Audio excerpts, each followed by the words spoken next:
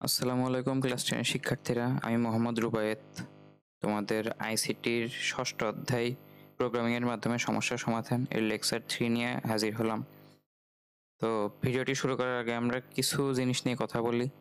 প্রথম জিনিসটা হলো, তোমাদের অনেকের কিন্তু মাথায় চিন্তা আসতে পারে যে আমাদের যে সেকেন্ড ক্লাসটা ছিল, মানে এই অধ্যায়ের উপরেই যে সেকেন্ড লেকচারটা ছিল, সেটা কিন্তু 1 আওয়ার প্লাস ছিল ভিডিওটা। তো তোমাদের মনে হতে পারে যে আমরা ধরে নাও যে 9-10টা লেকচারের মধ্যে কমপ্লিট করলাম, তো প্রত্যেকটা এত বড় হবে কিনা। না, প্রত্যেকটা এত বড় হবে না। এখন কিছু কিছু টপিকের উপর আমি একটু লম্বা ক্লাস নেব, কারণ এটাই তোমার প্রথম ল্যাঙ্গুয়েজ আমি ধারণা করছি। মানে তোমাদের অধিকাংশই আগে কখনো প্রোগ্রামিং ল্যাঙ্গুয়েজ শেখনি। তো তোমরা যখন হায়ার স্টাডিজে যাবা, ইন্টারে উঠবা, ইউনিভার্সিটিতে উঠবা, তখন কিন্তু আরও প্রোগ্রামিং ল্যাঙ্গুয়েজ শেখা লাগবে। ইন্টারে সি ল্যাঙ্গুয়েজ শেখা লাগবে। ইউনিভার্সিটিতে যদি তুমি যথাযথ সাবজেক্ট পাও, তাহলে সেখানে আরও বিভিন্ন ল্যাঙ্গুয়েজ শেখা লাগতে পারে। তো প্রত্যেকটা ল্যাঙ্গুয়েজেরই একটা বেসিক জিনিস থাকে, বেসিক টপিক বা কমন টপিক থাকে। সেই টপিকের 80% সবগুলো প্রোগ্রামিং ল্যাঙ্গুয়েজের মধ্যেই থাকে। এখন যে পাইথন শিখছো, এখানের যে টপিকগুলো শিখছো, সেইগুলো দেখবে ইন্টার সি ল্যাঙ্গুয়েজের মধ্যেও আছে। এখন পার্থক্যটা কোথায়? পার্থক্য হলো, এখানে ধরো তুমি কোনো একটা জিনিস, ধরো আমি প্রিন্ট ফাংশনটা লিখি, কোনো টেক্সট প্রদর্শন করার জন্য তুমি পাইথনে লিখছো প্রিন্ট, সিতে গিয়ে লিখবা প্রিন্ট এফ। বুঝতে পারলে? এ ধরনের চেঞ্জ আসে। পাইথনে তুমি ধরো সহজে 3 লাইনের মধ্যে কোনো জিনিস লিখতে পারলে, সিতে হতে পারে একটু কঠিন হলো, ধরো 5 লাইন লাগলো। পাইথনে তোমার ধরো লাইন শেষে তোমার কিছু লেখা লাগবে না, সি এর শেষে তোমার লাইন শেষে সেমিকলন দেওয়া লাগছে, বা সি এর মধ্যে কোনো কিছু সেকেন্ড ব্র্যাকেটের মধ্যে আটকানো লাগছে। এমন কিছু এক্সট্রা নিয়ম নীতি আসে মানে যখন তুমি অন্য কোনো ল্যাঙ্গুয়েজ শিখতে যাবা। কিন্তু বেসিক জিনিসগুলো কিন্তু সেম থাকে। পাইথনে তোমাদের আগের ভিডিওতে শেখালাম, ইন্টিজার বলে একটা জিনিস আছে, ফ্লোট বলে একটা জিনিস আছে, স্ট্রিং বলে একটা জিনিস আছে, বুলিয়ান বলে একটা জিনিস আছে। এই জিনিস তুমি প্রত্যেকটা ল্যাঙ্গুয়েজের মধ্যে পাবা। তুমি পাইথনে যাও, সিতে যাও, জাভা স্ক্রিপ্টে যাও, জাভাতে যাও, একটু চেঞ্জ আসে, কিন্তু এই বেসিক জিনিসগুলো কিন্তু সেম থাকে। তো তার মানে তোমরা একটা প্রোগ্রামিং ল্যাঙ্গুয়েজ যদি ভালো করে শিখতে পারো, তাহলে বাকি ল্যাঙ্গুয়েজগুলো কিন্তু শুধুমাত্র নিয়ম নীতিগুলো দেখলেই হয়ে যাবে। তোমাদের কিন্তু এত বেসিক শেখা লাগবে না যখন তোমরা অন্য ল্যাঙ্গুয়েজে যাবা। তো সেই কারণে এটা যেহেতু তোমাদের প্রথম ল্যাঙ্গুয়েজ, তাই একটু টাইম দেওয়া লাগছে, যাতে তোমরা বুঝতে পারো কোন জিনিসটা কিভাবে কাজ করে, কোনটা আসলে কি জিনিস। পরবর্তীতে যখন তোমরা ইন্টারে উঠবা, আমি চাচ্ছি যে এই পাইথন শেখার পর ইন্টারে যখন তুমি সি ল্যাঙ্গুয়েজ পড়বা, তখন যাতে তোমার সব জিনিসই মনে হয় যে এই জিনিসটা আমি পড়েছি, শুধুমাত্র নিয়মটা একটু ভিন্ন, এটা শিখে নিলে হয়ে গেল। তো সেই কারণে আমার লেকচারগুলো 2-একটা লেকচার একটু বড় হয়ে যাবে, যেমন আগেরটা 1 আওয়ার প্লাস হয়েছিল। তো চেষ্টা করবো ছোট করার। তো এটাই বলার ছিল। আর আরেকটা কথা, সেটা আমাদের চ্যানেল প্রসঙ্গে। তো আমাদের চ্যানেলে 4টা ভিডিও আপলোড করা হয়েছে, অ্যারাউন্ড 110 থেকে 120 মতো ভিউ হয়েছে। তো এই ভিউ এর মধ্যে তোমরা অনেকে কিন্তু সার্চ দিয়ে এই ভিডিওগুলো পাচ্ছ, তাই না? কিন্তু তোমরা কিন্তু সাবস্ক্রাইব করছো না। এটা কিন্তু একটা মানে কষ্টের কথা, কারণ সাবস্ক্রাইবার কিন্তু মাত্র 7। দেখতে পারছো আমাদের চ্যানেলের আইকনের পাশে লেখা আছে। তো চ্যানেলের শুরুর দিকে সাবস্ক্রাইবার অর্জন করা সবচেয়ে কঠিন। আর তোমাদের মাধ্যমে রেডিয়েন্ট স্কুল কিন্তু মানে বড় একটা প্ল্যাটফর্ম করার স্বপ্ন দেখি আমি। তাই তোমরা একটু সাপোর্টিভ হবা, যাতে আমরা তোমাদেরকে নিয়ে একটা বড় কমিউনিটি তৈরি করে ফেলতে পারি। এই 7টাকে তোমরা 70, 700, 7000 বানিয়ে ফেলো আস্তে আস্তে। তো তোমাদেরকে একটু সাপোর্টিভ হতে হবে, এতে আমারও উপকার হবে, তোমাদের উপকার হবে। কারণ যদি আমি এই চ্যানেল থেকে আউটকামটা ভালো পাই, তাহলে আরো ভালো ভালো কন্টেন্ট নিয়ে আসবো, তাই না? তো তোমাদেরকে সাপোর্টিভ হতে হবে, এটুকুই বলার ছিল। আর আরেকটা জিনিস বলার আছে, সেটা হলো, আগের ভিডিওতে আমি কিন্তু আমার মোবাইলের মাধ্যমে লাইভে দেখাচ্ছিলাম কিভাবে কোড করতে হবে, কিন্তু মোবাইলের কিছু সমস্যার কারণে আমি এখানে সেটা আর করতে পারছি না। আমি অনলাইনের একটা পাইথন কম্পাইলার ব্যবহার করব, সেখানেই দেখাবো। তো তোমাদের চিন্তার কারণ নেই, আমি এখানে যা করবো তোমরা মোবাইলে তাই করতে পারবা। তো আমার সাথে সাথে প্র্যাকটিস করো, আমি এখানে করছি, তুমি মোবাইলে করো, সমস্যা নেই। তো এখানে একটা অ্যাড আছে। আচ্ছা, তো চলো আমরা এবার শুরু করি, অনেক কথা হয়ে গেল। তো এই ভিডিওতে আমরা একটা গুরুত্বপূর্ণ জিনিস শিখবো, ভ্যারিয়েবল। তো চলো দেরি না করে শুরু করা যাক। ভ্যারিয়েবলের বাংলা বললে তোমরা ভালো বুঝতে পারবে, সেটা ভ্যারিয়েবল হলো চলক। তো একদম টু দ্য পয়েন্টে কথা বলি, না হলে ভিডিওটা বেশি লম্বা হয়ে যায়। তো তোমরা ম্যাথে কিন্তু চলক সম্পর্কে পরিচিত আছো। যেমন ধরো তুমি একটা সংখ্যা নিলে 100, এটাকে তুমি কিন্তু একটা চলকের মধ্যে রাখতে পারো। কেমন? ধরো তুমি লিখলে x ইকুয়ালস টু 100। তো এই কাজ কিন্তু ম্যাথে করতে পারো। এখন তুমি ধরো কোনো জায়গায় 100 ব্যবহার করবা, ধরো y ইকুয়ালস টু তুমি আরেকটা ধরলে 200। এখন তুমি ম্যাথে ধরো 200 প্লাস 100 এমন লিখতে চাচ্ছিলে, এটা না লিখে তুমি তো এমনও লিখতে পারতে, তাই না? 200 জায়গায় লিখতে পারতে y, আর 100 জায়গায় লিখতে পারতে x। তার মানে তুমি 200 প্লাস 100 না লিখে তুমি লিখলে y প্লাস x, সহজে লিখে ফেললে। তো চলকের উদ্দেশ্য কিন্তু এমনই, যাতে তুমি একটা জিনিসকে একটা চলকের মধ্যে রেখে পরবর্তীতে সেই চলকের নাম ব্যবহার করে কাজ চালিয়ে দিতে পারো। মানে এই উপরের লাইনটা তোমার কিন্তু লেখা লাগতো না, তুমি y প্লাস x লেখা মানেই তোমার সেই 200, এটা মানে 200 আর এটা মানে 100, মানে y প্লাস x লিখেই তুমি 200 প্লাস 100, সরি কন্টিনিউ, আচ্ছা, তো y প্লাস x মানে এই 200 প্লাস 100 প্রকাশিত হয়ে যায়, তাই না? তো এভাবে আমরা চলককে ব্যবহার করি। তো পাইথনে চলক কেমন হবে? ম্যাথে যেমন পাইথনেও ঠিক তেমন, কিন্তু পাইথনে একটু বিস্তৃত। ম্যাথে তুমি যেমন একটা চলকের নাম দিচ্ছিলে, আর এদিকে কি দিচ্ছিলে? চলকের মান, তাই তো? এটা ছিল নাম আর এটা ছিল মান। যদি ইংলিশে বলি, এটা ছিল নেম আর এটা ছিল ভ্যালু। তো ইংলিশ টার্মগুলো একটু ফলো করবা, কারণ ইউটিউবে বা যেখানে দেখো এই প্রোগ্রামিং রিলেটেড বেশিরভাগ কন্টেন্ট কিন্তু ইংলিশে আছে, বাংলায় কিন্তু খুব বেশি কন্টেন্ট নাই, আছে মোটামুটি, তারপরে অত বেশি না। সে কারণে ইংলিশ টার্মগুলো যদি তুমি মোটামুটি প্র্যাকটিসে রাখো, তাহলে যে কোনো কন্টেন্ট থেকেই তুমি শিখে নিতে পারবা, মানে সেলফ স্টাডিটা করতে পারবা। তো সে কারণে আমি চেষ্টা করি ইংলিশগুলো একটু দেওয়ার, তোমরাও ফলো করবা এগুলো। তো দেখো, এটা হলো চলকের নেম আর এটা হলো চলকের ভ্যালু বা মান, একটা নাম আর একটা মান। তো এইভাবে কিন্তু আমরা চলককে প্রকাশ করি। তো ধরো আমি একটা একটা সাধারণ ফরম্যাট যদি লিখি, চলকের নাম ইকুয়ালস টু চলকের মান, এমনই তো, তাই না? এখন চলকের নামের আবার বিভিন্ন নিয়ম আছে। এখন ম্যাথে তুমি ধরো লিখতে x equals to 20, y equals to 30, a equals to 40, b equals to 50। তোমরা কিন্তু শুধুমাত্র একটা করে অক্ষর নিতে, তাই না? আর তোমরা কিন্তু অধিকাংশই মনে করবা যে একটা করে বোধহয় নাম লিখতে হয়, কিন্তু চলকের নামে তুমি শুধু একটা অক্ষরই থাকতে হবে এমন না, তুমি যে কোনো নাম দিতে পারো। মানে তুমি এখানে x না লিখে তুমি এখানে লিখতে পারতে যে x y z equals to 20। এখন পাইথনের ক্ষেত্রে এমন ব্যাপার না যে এক্স ওয়াই জেড মানে হলো এক্স ওয়াই আর জেড গুণ আকারে আছে, এমন না। এক্স ওয়াই জেড পুরোটুকু একটা নাম যখন তুমি পাইথনে আসো, বুঝতে পারলে? ম্যাথের ক্ষেত্রে তো পাশাপাশি লেখা মানে গুণ বোঝায়, পাইথনের ক্ষেত্রে এমন কোনোই নেই। তুমি ধরো এখানে এটা না লিখে তুমি ধরো লিখে নাম্বার ইকুয়ালস টু 20, তার মানে কি? তুমি এমনি তো তুমি লিখতে এন ইকুয়ালস টু 20 যদি তুমি ম্যাথের মধ্যে করতে, ম্যাথের মধ্যে তুমি তো আর এত বড় করে কোনো কিছু ধরো না, তাই না? পাইথনে তুমি যে কোনো নাম দিয়ে ধরতে পারবা, তুমি নাম্বার ইকুয়ালস টু 20 ধরতে পারো, সমস্যা নেই। মানে বলতে চাচ্ছি চলকের নাম যে কোনো রকমই হতে পারে, কিন্তু কিছু নিয়ম আছে, মানে কিছু নিয়ম মেনে, মানে নাম তুমি যে কোনো নামই দিতে পারবা, কিন্তু কিছু নিয়ম মেনে নাম দিতে হবে। আর চলকের যে মান আছে, আমি এখানে ইংলিশটা লিখে দিই, এটা হলো নেম, এটা হলো চলকের ভ্যালু, যেটা মান বোঝায়। তো চলকের মান কি কি হতে পারে? চলকের মান সেইগুলোই হতে পারে যেগুলো আগের ভিডিওতে ডেটা টাইপের মধ্যে বলছিলাম। কি কি? স্ট্রিং হতে পারে, ইন্টিজার হতে পারে, ফ্লোট হতে পারে, ফ্লোট মানে হলো ফ্লোটিং নাম্বার, আর বুলিয়ান হতে পারে, বুল। তো তোমরা ম্যাথে কিন্তু দেখে এসেছো যে এক্স ইকুয়ালস টু 20, তাই না? বা 20.5 এমন দেখে এসেছো। তোমরা কিন্তু সবসময় এই পাশে সংখ্যা দেখে এসেছো, তাই না? সংখ্যা মানে ইন্টিজার আর ফ্লোট, এই দুইটা জিনিস দেখে এসেছো।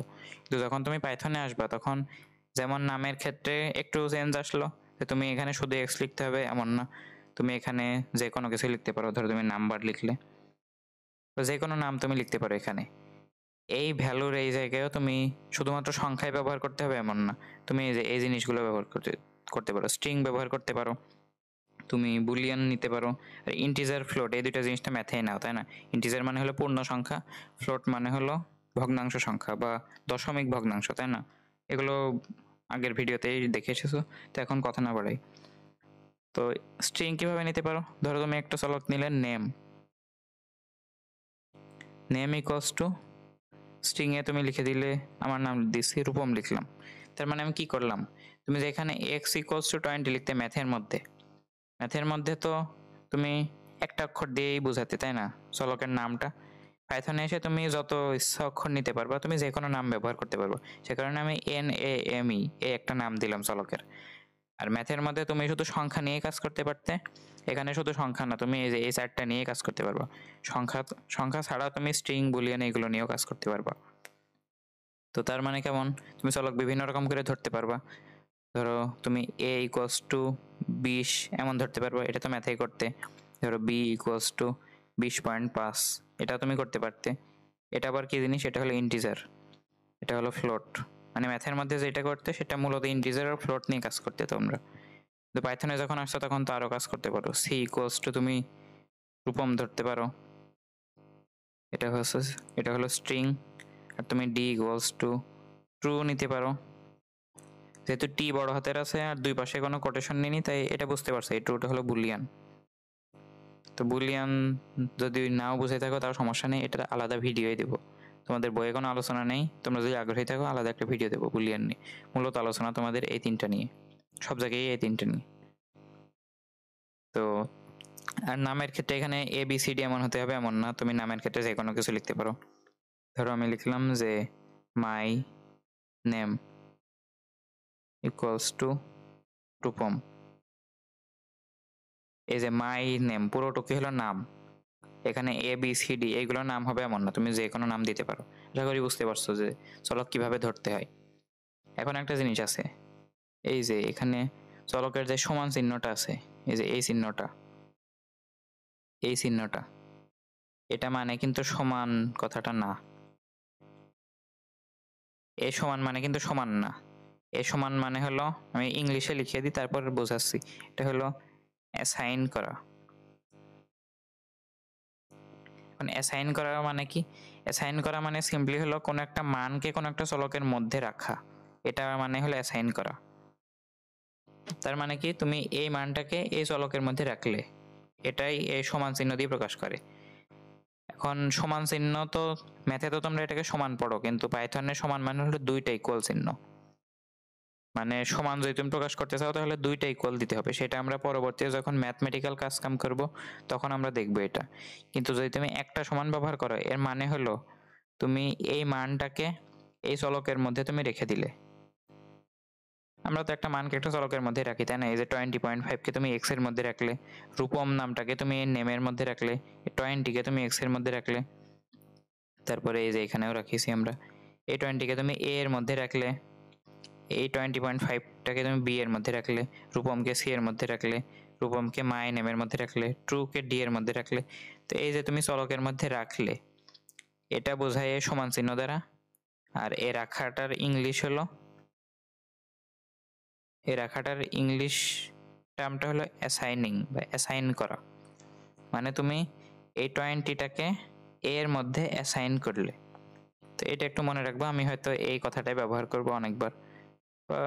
বাংলা কথা, এই 20টাকে এর মধ্যে রাখলাম বা অ্যাসাইন করলাম, এভাবে তোমরা একটু এই টার্মটা মনে রাখবা। তো এটা করে আসলে লাভটা কি, দেখবা, এর দুইটা লাভ আছে। একটা লাভ হলো, প্রথম কথা ধরো আমি ধরো আমার চ্যানেলের যে নামটা আছে রেডিয়েন্ট স্কুল, এই পুরো নামটাকে স্ট্রিং আকারে আমি এ চলকের মধ্যে রাখলাম।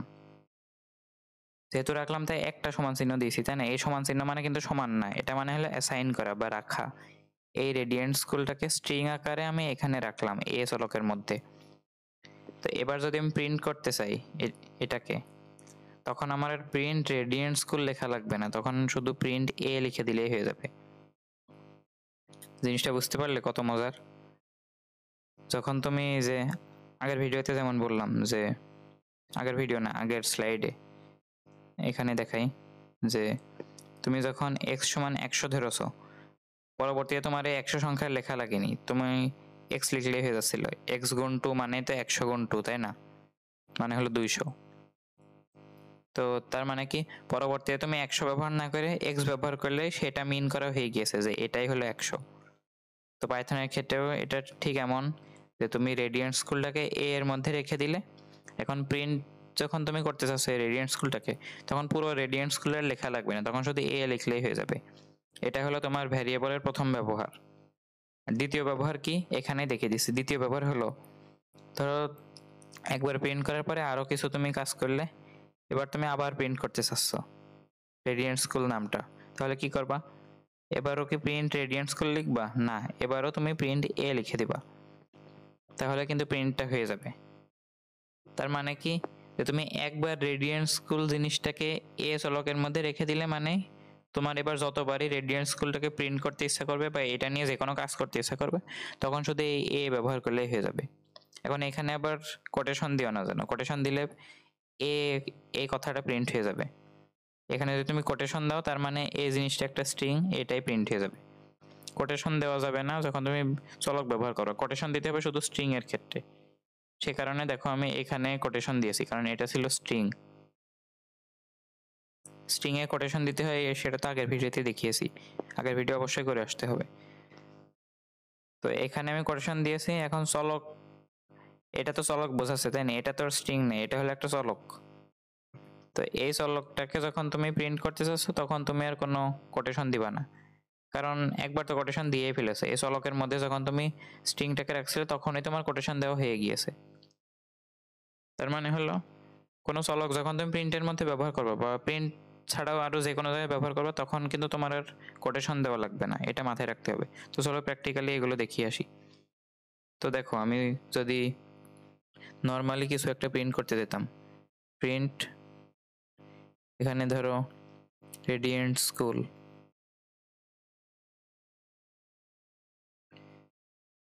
একটু ওয়েট, এখানে এই যে, এবার যদি আমি এটাকে এক্সিকিউট করি, বা রান বাটন বা এক্সিকিউট বাটন সেম, তো দেখো রেডিয়েন্ট স্কুল কিন্তু প্রিন্ট হয়ে যাবে নর্মালি। তো এটা তো আমরা আগেই দেখেছি। মানে এটাকে আমরা চলকের মাধ্যমে কিভাবে ব্যবহার করব, এই রেডিয়েন্ট স্কুলটাকে আমি এ চলকের মধ্যে রেখে দিলাম, এই যে এইভাবে এ চলকে রেখে দিলাম।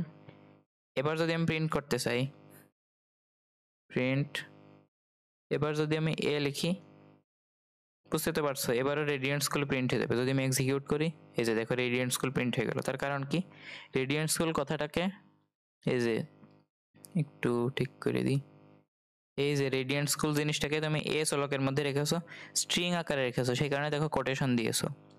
সিঙ্গেল কোটেশন দিলেও সমস্যা নেই, আশা করি জানো, আমি ডাবল কোটেশন ইউজ করলাম। তো এটাকে তুমি এ চলকের মধ্যে রাখলে পরবর্তীতে তুমি যখন প্রিন্ট করবা তখন তোমার আর এই পুরো রেডিয়েন্ট স্কুল লেখা লাগবে না, শুধু তুমি এ লিখলে হয়ে যাবে। এবার ধরো তুমি আবার প্রিন্ট করতে চাচ্ছ, ধরো অনেক কিছু করেছো, আমি ফাঁকা রাখলাম। এবার তুমি ধরো আবার প্রিন্ট করতে চাচ্ছ রেডিয়েন্ট স্কুল কথাটা, তো এবারও কি তুমি রেডিয়েন্ট স্কুল লিখবা না, তো এবারও তুমি এ লিখে দিয়ে কাজ হয়ে যাবে, প্রিন্ট এ। এবার যদি তুমি এক্সিকিউট করো তাহলে কিন্তু রেডিয়েন্ট স্কুলই হয়ে যাবে। মাঝে কোনো ফাঁকা হয়নি, কারণ আমি মাঝে কিছু লিখিনি। পাইথনে কোনো ফাঁকা লাইন থাকলে সেটা পাইথন কোনো কিছু করে না, সে কারণে এখানে কোনো ফাঁকা নেই। তো দেখো আমি যদি আবার প্রিন্ট করতে চাই, তাহলে বুঝতে পারছো আমাকে আবার এ জিনিসটাই ব্যবহার করতে হবে।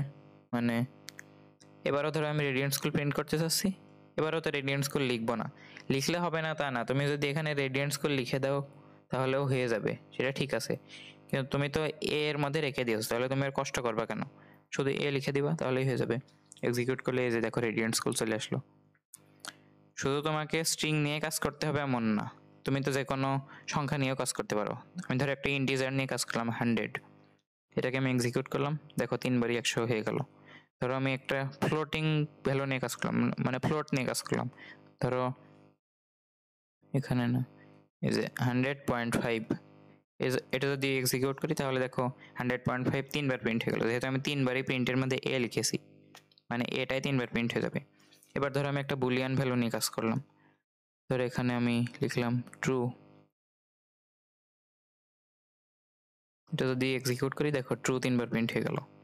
তো আশা করি বুঝতে পারলে ভ্যারিয়েবল আমরা কি কাজে ব্যবহার করি। তো ভ্যারিয়েবলের ব্যবহার আমরা খুব ভালো মতোই বুঝলাম।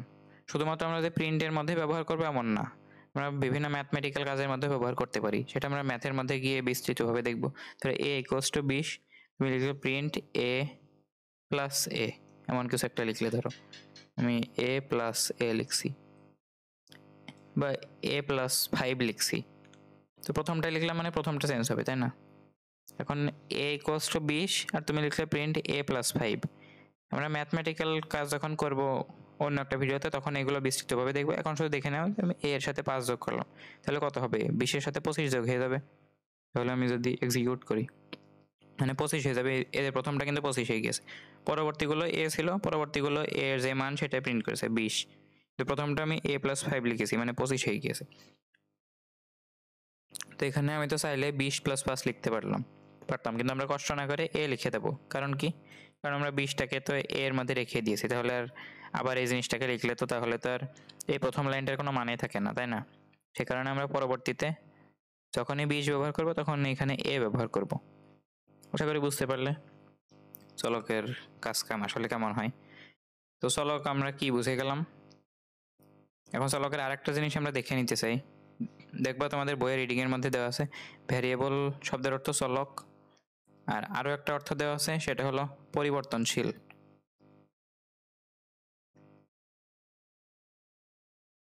তো পরিবর্তনশীল মানেটা আসলে কি?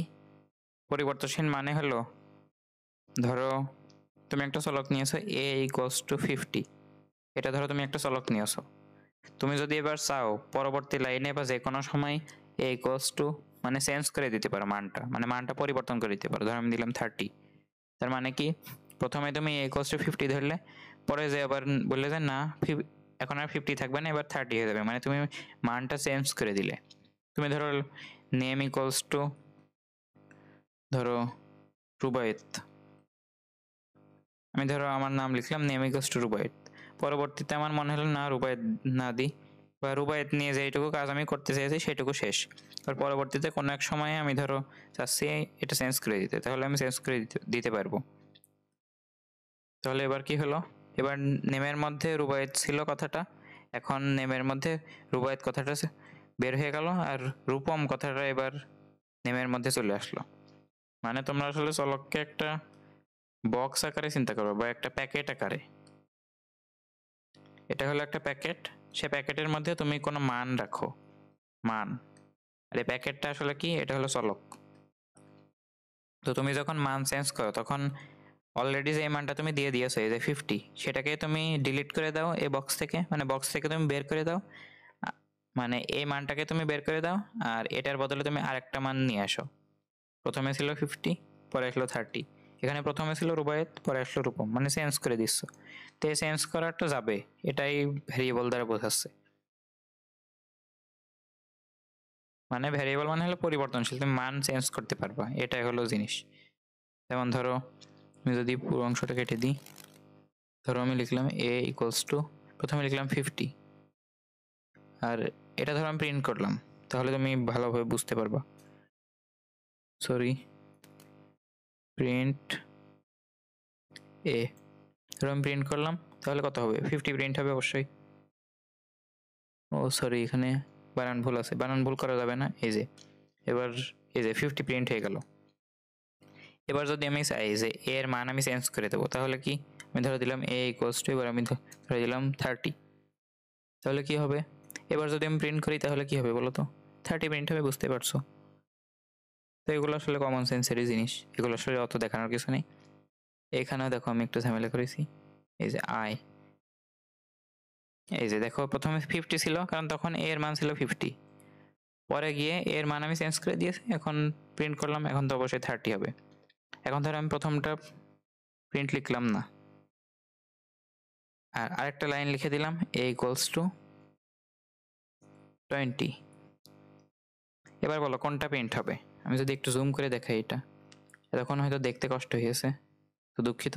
তো দেখো a = 50, a = 30, a = 20। আর এবার আমি লিখলাম প্রিন্ট a। এখন যদি আমি এক্সিকিউট বাটনে ক্লিক করি তাহলে কোনটা প্রিন্ট হবে? 50, 30 নাকি 20? তোমরা একটু অ্যান্সার দাও তো কমেন্টের মধ্যে, কোনটা প্রিন্ট হতে পারে বলো তো? তো তোমরা যারা অ্যান্সার দিয়েছো 50 বা 30 তাদের ভুল হয়েছে, যারা 20 অ্যান্সার দিয়েছো তাদের ঠিক হয়েছে। কারণ কি? প্রথমে তুমি a = 50 ধরেছিলে, এরপরে তুমি চেঞ্জ করে a = 30 ধরলে, এরপরে তুমি চেঞ্জ করে a = 20 ধরলে, মানে এটাই তোমার লাস্ট ভ্যালু, মানে এটাই একদম লেটেস্ট, মানে সর্বশেষ তুমি এই মানটা বলেছো, মানে তোমার লাস্ট ডিসিশন এটাই। তো তার মানে কি? প্রিন্ট যেহেতু এর পরে লিখেছো, তার মানে কি এর আগে যে এর একদম লেটেস্ট মান সেটাই নেবে। মানে তুমি চেঞ্জ করে করে 20-তে এসেছো, তাহলে 20 প্রিন্ট করবে। এই যে দেখো, এই যে এখানে 20 প্রিন্ট হয়ে গেল। তো এই প্রিন্টটাকে যদি আমি উপরে লিখতাম, ধরো কন্ট্রোল এক্স মনে হয় নাকি কন্ট্রোল সি, আচ্ছা এটা আমি ব্যাকস্পেস কেটে দিচ্ছি। আচ্ছা যাই হলো, আমি লিখেই দিই এই যে এখানে, আচ্ছা লিখেই দিই প্রিন্ট। এখানে যদি আমি এ করি, আচ্ছা এই যে এবার যদি আমি এক্সিকিউট করি তাহলে কোনটা হবে বলো তো? এবারও তোমরা কমেন্টে আনসার দিতে পারো। তো যারা আনসার দিয়েছো 30 তাদের সঠিক হয়েছে। কারণ কি? কারণ এ সমান প্রথমে ছিল 50, পরে তুমি চেঞ্জ করলে 30। এবার এ সমান যখন 30 তখন তুমি প্রিন্টটা করেছো, তার মানে বুঝতে পারলে 30টা প্রিন্ট হয়ে যাবে। তারপরে তুমি আবার যে এ ইকুয়ালস টু 20 লিখেছো সেটা তো প্রিন্টের পরে। কারণ প্রিন্ট কোনটা করবে? একদম লেটেস্ট যেটা, এর ভ্যালু একদম লেটেস্ট হলো 30, এ প্রিন্টের আগেরটা, তাহলে 30 প্রিন্ট করবে। এই যে দেখো 30 প্রিন্ট করেছি। আর 30 প্রিন্ট করার পরে তখন যে এর মান চেঞ্জ করে তুমি আবার 20 লিখেছো। তো এটাই বোঝানোর যে ভ্যারিয়েবল মানে চলক পরিবর্তনশীল, তুমি চাইলে পরিবর্তন করতে পারো। অন্য নামে লিখলে তো হয়ে গেল, সমস্যা নেই। তুমি এই মানে যে চলকটা প্রথমে ধরে নিয়েছো সেটারই মান চেঞ্জ করতে পারো, এটা মানে হলো ভ্যারিয়েবল, চলক অর্থাৎ পরিবর্তনশীল। আচ্ছা, তো চলক সংক্রান্ত যাবতীয় যা জিনিস আমরা দেখলাম, এবার চলো আমরা চলকের নামকরণটা দেখে নিই, নেমিং এ ভ্যারিয়েবল। তো এখানে একটা জিনিস বলে দিতে চাই যে শুধুমাত্র চলকই না, যে কোনো কিছু, এই যে এনিথিং আমি লিখেছি, মানে চলক ভ্যারিয়েবল, বাংলাটাও লিখে দিই চলক, তারপরে ফাংশন, ফাংশন যদিও তোমাদের নেই, আমি শুধু এমনি জানানোর জন্য লিখে দিছি। আরও যা যা আছে সব কিছুরই তো নামকরণ করা যেতে পারে, তাই না? চলকেরও তুমি একটা নাম দিতে পারো তোমার ইচ্ছা মতো। ফাংশন তো বিভিন্ন রকমের, আমি প্রথম ভিডিওতে দেখাইছিলাম। তার মধ্যে একটা হলো তুমি নিজের মতো ফাংশন তৈরি করতে পারো, পাইথনের মধ্যে কিন্তু এটা করা যায়। তাহলে নিজের মতো ফাংশন তৈরি করলে ফাংশনের একটা নাম দিতে হয় অবশ্যই, ফাংশনের একটা নাম, তারপরে ভিতরে একটা ইনপুট থাকে, তাই তো? এটাই ছিল ফাংশন। তো তুমি যখন একটা ফাংশন তৈরি করবা, তোমাদের ক্লাসে এই জিনিসটা নেই, তারপরে শুধু বোঝানোর জন্য বলছি, তুমি যখন একটা ফাংশন তৈরি করবা তখন ফাংশনের একটা অবশ্যই নাম দিতে হবে। তাছাড়া ফাংশন ছাড়াও আরো বিভিন্ন জিনিস আছে, ধরো ক্লাস বলে একটা জিনিস আছে পাইথনের মধ্যে। ক্লাস জিনিসটা আমিও পারি না আসলে, এটা আসলে শেখা হয়নি। আরো অনেক কিছু আছে, ধরো লিস্ট আছে, টুপেল আছে, ডিকশনারি আছে, আরো অনেক কিছু আছে। তো প্রত্যেকটা জিনিসের কিন্তু তুমি যদি নিজে তৈরি করো তাহলে একটা নাম দিতে হয়। তো আমি এখন যে নিয়ম শিখাবো সেটা শুধুমাত্র চলকের নামকরণ তা না, যে কোনো কিছুর নামকরণের ক্ষেত্রে এই নিয়মগুলো প্রযোজ্য হবে। তা আশা করি বুঝতে পারছো। মানে এটা আসলে চলকের নামকরণ না বলে যে কোনো কিছুর নামকরণ বলা উচিত। মানে পাইথন ল্যাঙ্গুয়েজের মধ্যে যত জিনিসের নামকরণ করা যায় সব কিছুরই নামকরণ এটা। তো নামকরণটা কেমন? নামকরণ হলো, এক নম্বর কথা হলো অবশ্যই সেটা একটা শব্দে হবে। মানে তুমি যে চলকের মধ্যে এ সমান 50 ধরছিলে, সেটা না লিখে তুমি যদি এ তারপর স্পেস দিয়ে লেখো বি, স্পেস দিয়ে লেখো সি সমান 50, তাহলে এটা তিনটা শব্দ হয়ে যায় না? এটা তো বিশ্রী হয়ে যায়। সে কারণে তোমার চলক অবশ্যই এক শব্দে থাকবে, এটাই হলো তোমার নিয়ম। এখন এক শব্দে তুমি চাইলেই এই জিনিসটা ব্যবহার করতে পারো, আন্ডারস্কোর বলে এটাকে, দেখবা কিবোর্ডের মধ্যে আছে। তো এই জিনিসটা তুমি ব্যবহার করতে পারো। এটা তো আর স্পেস না, তাই না? এটা তো একটা জিনিস। তো চলো আমরা নামকরণটা দেখে নিই, তাহলে ক্লিয়ার হবা। তো তোমরা যে নামটা দিবা সেই নামটাকে দুই ভাগে ভাগ করবে। একটা হলো তোমার প্রথম অক্ষর বা প্রথম বর্ণ বা ফার্স্ট লেটার, যাই বলে প্রথম লেটার, আর এটা হলো তার বাকি অংশ। আমি যদি একটু সুন্দর করে দিই, একদম প্রথম অক্ষরে তুমি কি লিখবা দেখে নাও। তোমাদের বইয়ে কিন্তু একটু মানে অগোছালো ভাবে দেওয়া আছে, আমি গুছিয়ে দিচ্ছি। প্রথম অক্ষরে তুমি লিখতে পারবা ক্যাপিটাল এ থেকে ক্যাপিটাল জেড পর্যন্ত যে কোনো কিছু, স্মল এ থেকে স্মল জেড পর্যন্ত যে কোনো কিছু, আর আন্ডারস্কোর। এই তিনটা জিনিস তুমি ব্যবহার করতে পারবা প্রথম অক্ষরে। এটা হলো তোমার প্রথম বর্ণ বা ফার্স্ট লেটার।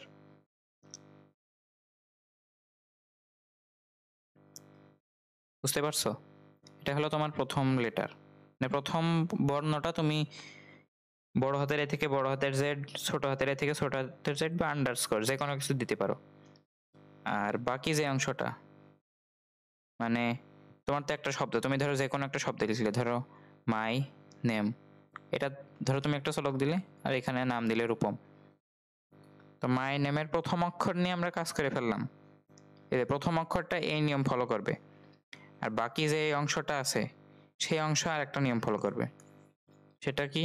সেটা হচ্ছে তুমি সেখানে ক্যাপিটাল এ থেকে ক্যাপিটাল জেড পর্যন্ত লিখতে পারবা, ছোট হাতের এ থেকে ছোট হাতের জেড পর্যন্ত লিখতে পারবা, তুমি আন্ডারস্কোর দিতে পারবা, আর 0 থেকে 9 পর্যন্ত সংখ্যা লিখতে পারবা। এটাই হচ্ছে নিয়ম। এই যে এটা, তাহলে এটা কি শব্দের বাকি অংশ, আমি বাকি অংশ লিখি।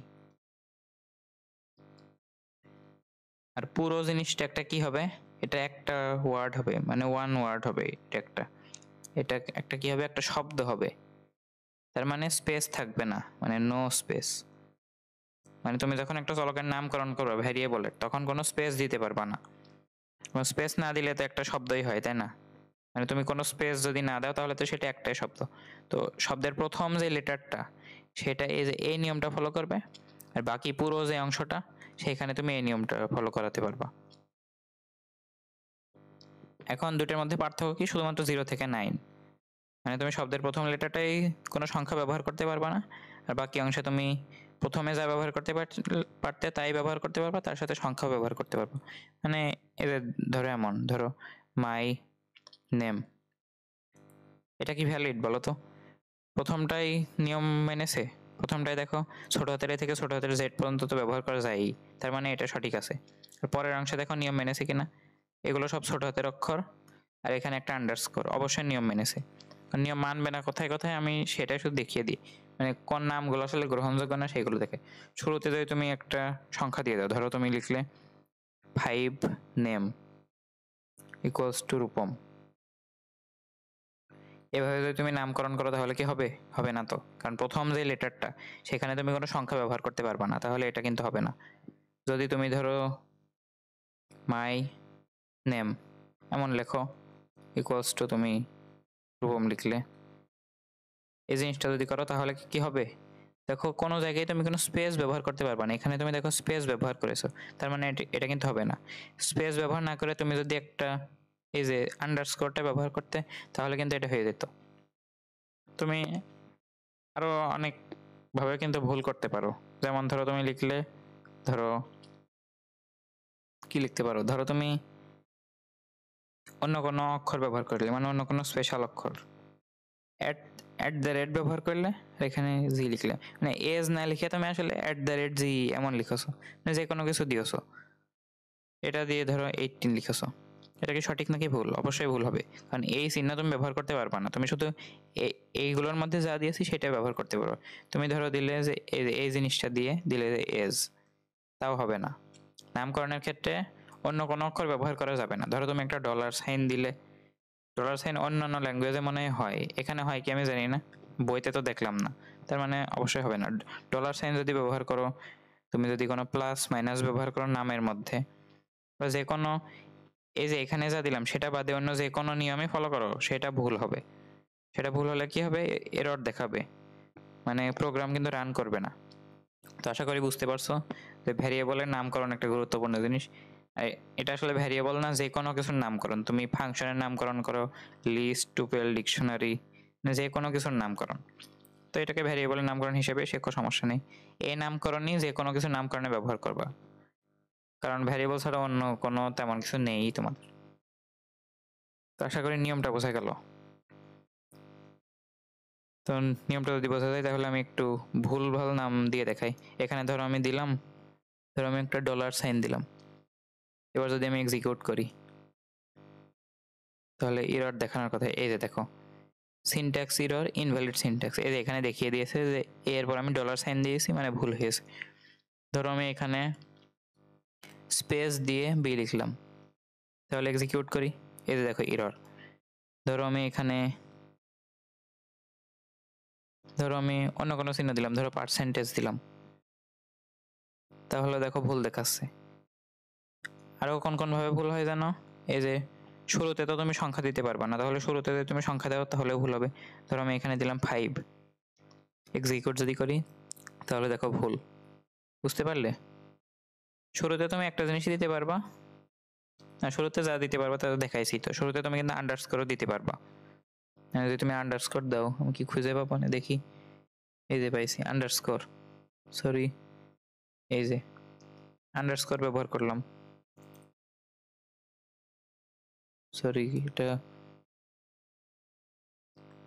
আচ্ছা যাই হলো, আন্ডারস্কোর তোমরা খুঁজে নিও, আমি খুঁজে পেলাম না।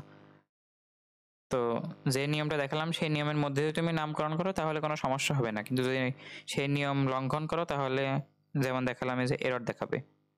তো এটা খেয়াল রাখতে হবে, তাহলে তোমার প্রোগ্রাম করায় সমস্যা হবে না। তো এই গেল naming A variable or anything, সব কিছুর নামকরণের নিয়ম শিখে গেলে। এটাই তোমাদের কিন্তু একটু দেওয়া আছে নিয়ম আকারে। আমি যদি এখানে তোমার বইতেই দেখাই তাহলে দেখো এই যে এখানে যে নামকরণ আছে, ভ্যারিয়েবলের নাম সবসময় একটি শব্দ হবে, অর্থাৎ একাধিক শব্দে লিখতে পারবো না, স্পেস দেওয়া যাবে না, এইসব জিনিস। শুরুতে সংখ্যা দেওয়া যাবে না, মানে এগুলো আলাদা আলাদা পয়েন্ট আকারে দেওয়া আছে। আর আরেকটা জিনিস এখানে এই 5 নাম্বারটা একটু মাথায় রাখতে হবে, এটা আমার বলতে ভুলে গেছি, সরি। সেটা হলো তোমাদের পাইথনের মধ্যে যেই মূল শব্দগুলো আছে, যেমন ধরো প্রিন্ট, এই শব্দটা আসলে একটা মানে অলরেডি ইউজড এক শব্দ না, ব্যবহার করা হয়ে গিয়েছে। তারপর ধরো আইএনটি, এসটিআর, এই জিনিসগুলো অলরেডি পাইথনের মধ্যে ব্যবহার করা হচ্ছে না। তো যেই জিনিসগুলো অলরেডি পাইথনের মধ্যে তুমি ফাংশন বা বিভিন্ন জিনিসের নাম আকারে অলরেডি রয়েছে, এগুলো তো ডেটা ডেটা টাইপের নাম। ধরো বুলিয়ান আছে, ফ্লোট আছে। তো এই যে নামগুলো, এগুলো তো পাইথনের মধ্যে অলরেডি ইউজডই আছে, তাই না? এগুলোকে তুমি ভ্যারিয়েবলের নাম হিসেবে ব্যবহার করতে পারবা না। এই নামগুলোকে বলা হয় কিওয়ার্ড। এটা মানে আগেও কোনো এক জায়গায় বলেছি। কিওয়ার্ড, কিওয়ার্ড মানে কি, যেটা প্রোগ্রামিং ল্যাঙ্গুয়েজের মধ্যে অলরেডি আছে। প্রিন্ট জিনিসটা তো অলরেডি আছে, তোমাকে তো আর কোনো নামকরণ করা লাগছে না, এটা তো অলরেডি আছে, তুমি খালি প্রিন্ট লিখছো, কাজ করছো, শেষ। ইন্টিজার, এই যে আইএনটি, এসটিআর, এগুলো তো তোমার আলাদা করে লেখা লাগছে না, এগুলো অলরেডি আছে। তো এই জিনিসগুলো তুমি ভ্যারিয়েবল হিসেবে ব্যবহার করতে পারবে না। ব্যবহার করলে হয়তো তুমি 2-1 বার সঠিক পেতে পারো, কিন্তু এগুলো কোনো না কোনো সমস্যা সৃষ্টি করে ফেলে, যেটা তুমি ফেস না করলেও তোমার কিন্তু পরবর্তীতে কোনো একটা সমস্যা হবে যদি তুমি এগুলো ব্যবহার করো। তাই এই কিওয়ার্ডগুলো ব্যবহার করা যাবে না। আর কিওয়ার্ডটা কি? কিওয়ার্ড হলো ল্যাঙ্গুয়েজের মধ্যে যে জিনিসগুলো অলরেডি কোনো না কোনো কাজে ব্যবহৃত হচ্ছে, সেটা তুমি ভ্যারিয়েবল বা যে কোনো কিছুর নাম হিসেবে ব্যবহার করতে পারবা না। তো আশা করি বোঝা গিয়েছে। তো এগুলো ভালো করে পড়ে নিও। আর এখানে দেখো ভ্যারিয়েবলের সঠিক নামকরণ, বেঠিক নামকরণ আছে। এখান থেকে কিন্তু দেখতে পারছো এখানে আছে একটা স্পেস, মানে এটা ভুল। তো ভুল কিভাবে সঠিক করতে পারো? স্পেসটা তুমি সরিয়ে দিতে পারো অথবা একটা আন্ডারস্কোর দিতে পারো, এটা তো দেওয়াই যায়। এখানে স্পেস আছে, এটা স্পেস আছে। এখানে দেখো বিস্ময়সূচক চিহ্ন, এটা কিন্তু দেওয়া যায় না। এখানে দেখো শুরুতে 9 আছে, শুরুতে সংখ্যা হবে না। এখানে দেখো অন্য একটা ডলার সাইন আছে, ডলার সাইন তো দেওয়া যাবে না। @ আছে, দেওয়া যাবে না। আর প্রিন্ট, এই যে এই জিনিসটা, এটা তো অলরেডি পাইথনের একটা কিওয়ার্ড, তাই না? এটা তুমি নাম হিসেবে ব্যবহার করতে পারবা না। তো এগুলো কিন্তু সহজই ছিল, তো বুঝে গিয়েছো আশা করি। এবার তোমাকে একটা জিনিস দেখাবো, কেসিং। তো এটা বইয়ে কিন্তু এভাবে নেই, কিন্তু তোমাদের একটু জেনে রাখা উচিত। কেস জিনিসটা আসলে কি? কেসের বিভিন্ন মানে আছে, তোমরা ইংলিশ গ্রামার ট্রামারেও বিভিন্ন জিনিস দেখবা। তো একটা মানে হলো যে তোমরা ইংলিশে যখন বড় হাতের অক্ষর লেখো না, ABCD, বড় হাতের অক্ষর লেখো না ক্যাপিটাল লেটারে, সেটাকে বলা হয় আপার কেস। যদি একটু লিখে দিই, এটা হলো আপার কেস। আর যখন তোমরা ছোট হাতের অক্ষর লেখো স্মল লেটারে, ABCD, এভাবে যদি তোমরা ছোট হাতের অক্ষর লেখো তখন সেটাকে বলা হয় লোয়ার কেস। এখন কেসিং জিনিসটা কি? কেসিং জিনিসটা হলো তুমি বড় হাতের বা ছোট হাতের অক্ষর কিভাবে ব্যবহার করছো সেই নিয়মটা হলো কেসিং। তো ভ্যারিয়েবল বা যে কোনো কিছু নামকরণের ক্ষেত্রে একটা স্ট্যান্ডার্ড একটা নিয়ম মানে ফলো করা হয়। এখন এটা নিয়ম বলে ভুল হবে, এটা একটা স্টাইল বলা যায়। ধরো আমি একটা ভ্যারিয়েবলের নাম লিখলাম, ধরো মাই নেম, বা আমি একটু অন্য জায়গায় লিখি আর অন্য কালার দিয়ে লিখি। এই যে ধরো আমি লিখলাম my name equals two Rupam. এখন তুমি কি প্রথম দেখাই এই জিনিসটা যে আমি মাই নেম লিখেছি বুঝতে পারছো? এখন কেউ কেউ মি নেম উচ্চারণ করে ফেলতে পারে না, যেহেতু পুরোটাকে তো একটা শব্দ করে লিখতে হয়, তাই না? ভেরিয়েবলের নামকরণে আমরা দেখলাম যে পুরো নামটা অবশ্যই একটা শব্দ হবে। তাহলে আমি যদি মাই নেম জিনিসটা লিখতে চাই তাহলে তো দেখো সব ছোট হাতে লিখেছি, মানে এটা কিন্তু একটা মিনেম শব্দ মতো হয়ে গেছে। আর এটা কিন্তু পড়াও কষ্ট, যে মাই আর নেম আলাদা করা কিন্তু কষ্ট প্রথম দেখাতে। মানে এটা কিন্তু চোখের একটা কষ্ট, চোখের জ্বালা, যে আমার কষ্ট করে এগুলো আলাদা করা লাগছে। তো এটার জন্য আমরা কেসিং ব্যবহার করি। কেসিং হলো কয়েকটা স্টাইল, যে স্টাইলে আমরা লেখাটা সহজে বুঝতে পারবো। তো একরকম কেসিং হলো, মানে আমি একটাই শিখাবো, সেটা হলো একটা না দুইটা শিখাবো। একটা হলো ক্যামেল কেসিং, এগুলো নাম মনে না রাখলেও হবে। একটা স্নেক কেসিং বলা হয় সম্ভবত, ক্যামেল মানে উট, স্নেক মানে সাপ, বুঝতে পারছো। তো ক্যামেল কেসিং আসলে কেমন?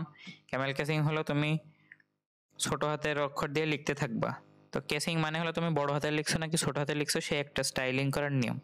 ছোট হাতের দিয়ে লিখতে থাকবা, যখন নতুন একটা শব্দ আসবে সেটার প্রথম অক্ষর তুমি বড় হাতের লিখে দিবা, ইকুয়ালস টু রূপম। এটা হলো ক্যামেল কেসিং। তো এটা দিয়ে আসলে হয়টা কি, তুমি পরে যখন এই কোডটা দেখবা যেটা তুমি লিখেছো, তখন এটা কিন্তু সহজে আলাদা করে ফেলতে পারছো না, যে প্রথম শব্দটা হলো মাই, পরেরটা হলো নেম। আলাদা করে ফেলতে পারছো না খুব সহজেই। তুমি ক্যামেল কেসিং না করে আরেক রকম কেসিং করতে পারো, সেটা হলো প্রত্যেকটা শব্দেরই প্রথম অক্ষর বড় হাতের হবে, এটাও করতে পারো। তো যে কোনো কিছুই করো, মূলত ক্যামেল কেসিং বলা হয় এটাকে। তোমার নাম মনে রাখা লাগবে না, সমস্যা নেই, শুধু তুমি স্টাইলটা দেখো যে স্টাইলটা আসলে কেমন হয়। তো আমি পরেরটা মুছে দিচ্ছি, আমি ক্যামেল কেসিংয়ে ব্যবহার করছি। তো দেখো ক্যামেল কেসিং যখন তুমি করছো, ক্যামেল কেসিং করা মানে কি, যে তুমি সবই ছোট হাতের দিয়ে শুরু করবা, যখন একটা নতুন শব্দ আসবে সেটা বড় হাতের দিয়ে দিবা। ধরো তুমি অনেকগুলো শব্দ, ধরো কি লেখা যায়, ধরো আমি লিখলাম মাই নেম ইজ। তো এই যে একটা নাম আমি লিখলাম, মাই নেম ইজ দিয়ে ধরো আমি এখানে রূপম লিখলাম। এই যে একটা চলকের আমি নাম দিলাম, এই চলক তুমি দেখেই তিনটে শব্দ আলাদা করে ফেলতে পারলে না? প্রথমটা হলো মাই, তারপর নেম, তারপর ইজ। এটা যদি আমি নর্মালি লিখতাম সব ছোট হাতের করে, মাই নেম স্পেস না দিই মাই নেম ইজ রূপম, দেখো এটা পড়া কঠিন না? তিনটা শব্দ আলাদা করা খুবই কষ্ট। এটা মাই নেম ইজ না হয়ে এটার উচ্চারণ বিকৃত হয়ে যেতে পারে, মিনেমিস রূপম, তাই না? তো এই কারণে আমরা কেসিংটা ব্যবহার করি। কেসিং বাধ্যতামূলক না, তুমি এই কাজ করতেই পারো, সমস্যা নেই। কিন্তু যদি তুমি এরকম করে সুন্দরভাবে বা স্টাইল করে যদি তুমি ভেরিয়েবলের নামটা লেখো, তাহলে পড়াও সুবিধা হয় আর দেখতেও সুন্দর লাগে। তো ক্যামেল কেসিং কি কারণে বলছে? উটের দেখো না পিঠের এখানে উঁচু থাকে, বুঝতে পারলে? উটের তো নর্মাল মোটামুটি সমতলে যেতে থাকে, হঠাৎ করে অনেক উঁচু হয়ে যায়, তারপর আবার নিচে নেমে যায়। তো এখানেও তাই, দেখো এখানে নর্মালি একটু যাচ্ছিল, হঠাৎ করে নতুন একটা শব্দ আসলো, এই যে উঁচু হয়ে গেল, তারপর আবার নেমে গেল। আবার যে নতুন একটা শব্দ আসলো, হঠাৎ উঁচু হয়ে গেল, তারপর আবার নেমে গেল। এই কারণে এটাকে ক্যামেলের বা উটের পিঠের সাথে তুলনা করা হয়, সেই কারণে বলা হয় ক্যামেল কেসিং। আর স্নেক কেসিং মূলত কি? স্নেক কেসিং না বলে অন্য অন্য নামে বলতে পারে, আমার জানা মতে এটাকে স্নেক কেসিং বলে। তো এটা হলো ক্যামেল কেসিং, তাই না? এটা আমি লিখে রাখি ক্যামেল কেসিং। আর স্নেক কেসিং হলো তুমি সবই ছোট হাতেরই লিখবা কিন্তু আন্ডারস্কোর দিয়ে, মাই নেম ইজ রূপম, এটাকে বলা হয় স্নেক কেসিং। তো তোমাদের বইয়েও কিন্তু এটাই ব্যবহার করেছে খুব সম্ভবত, যদি আমি দেখাই, যদি কোনো একটা, এই যে দেখো ভ্যালু নাও, ভ্যালু নাও, ভ্যালু নাও, যে একটা ভ্যারিয়েবল ব্যবহার করলো, দুইটা শব্দ আলাদা করলো আন্ডারস্কোর দিয়ে। তো তুমি যদি সবই ছোট হাতের দিয়ে লেখো আর আন্ডারস্কোর দাও, তাহলে এটাকে বলা হয় স্নেক কেসিং। এটার নাম অন্যরকমও কেউ কেউ বলতে পারে, আমি আমি একদম শিওর না এটাকে স্নেক কেসিংই বলে কিনা। তো তোমাদের এই কেসিং এর নামকরণটা মনে রাখা লাগবে না, আমি শুধু কিভাবে স্টাইলিংটা করছি সেটা মনে রাখো। স্টাইলিং দুইভাবে মেজরিটি মানুষ করে। একটা হলো যখনই নতুন একটা শব্দ আসবে, অক্ষরটা তুমি বড় হাতের লিখবা, তাহলে এটা পড়া সুবিধা, দেখতে সুন্দর লাগে। এটাও দেখতে সুন্দরই তো লাগছে, তাই না? যে প্রত্যেকটা শব্দ তুমি আন্ডারস্কোর দিয়ে আলাদা করলে। তো এইভাবে তুমি নামকরণ করতে পারো। এই যে যদি তুমি নামকরণটা এইভাবে করো, ধরো মাই নেম, এই যে একটা সুন্দর হয়ে গেল একটা নাম। যদি আমি ইজ লিখি, এই যে মাই নেম ইজ, এটা গেল।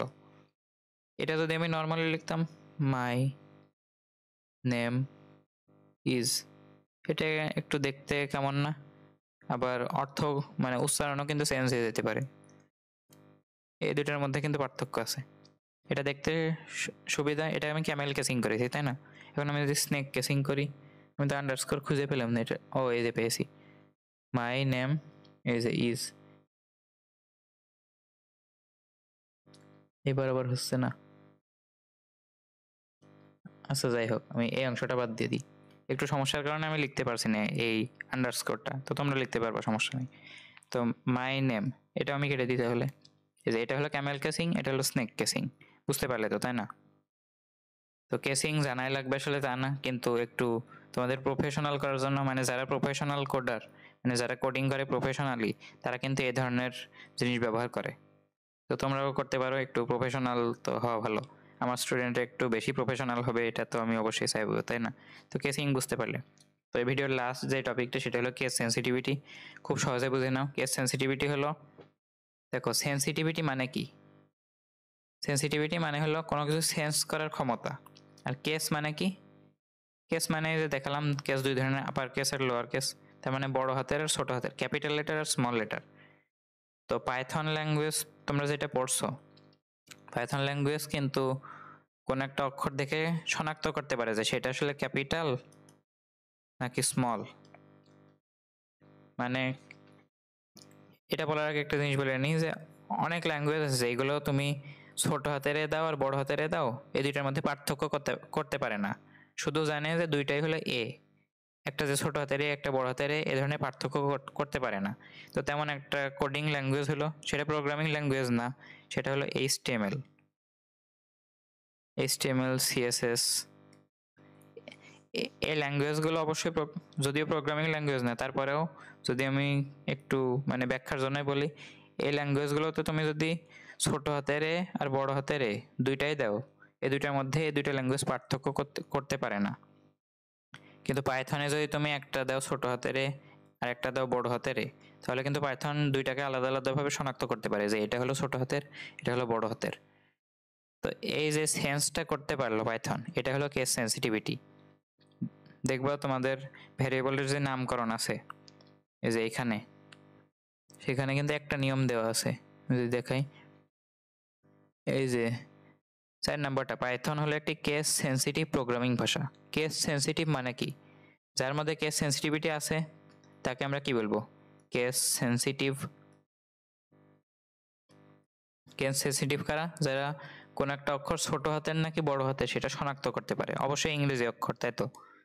তো এখানে দেখো লেখা আছে পাইথন একটি কেস সেন্সিটিভ প্রোগ্রামিং ভাষা, তাই একই অক্ষর ছোট হাতের ও বড় হাতের হলে পাইথন তাদের দুটি ভিন্ন ভেরিয়েবল হিসেবে বিবেচনা করবে। তার মানে কি? তুমি যদি একটা ভেরিয়েবল ধরো যে ছোট হাতের এ ইকুয়ালস টু 20, এখন এই 20টাকে তুমি ধরো প্রিন্ট করতে চাইলে, এবার যদি তুমি প্রিন্টে লেখো বড় হাতের এ, তাহলে কিন্তু হবে না। কারণ কি? পাইথন ছোট হাতের আর বড় হাতের আলাদা করতে পারে, চিনতে পারে। তাহলে তুমি যদি এখানে ছোট হাতের দিয়ে এখানে বড় হাতের ইউজ করো তাহলে হবে না, তাহলে কিন্তু এরর দেখাবে। তোমাকে অবশ্যই ছোট হাতের ইউজ করতে হবে। আর তুমি ধরো একটা লিখলে যে ধরো মাই নেম,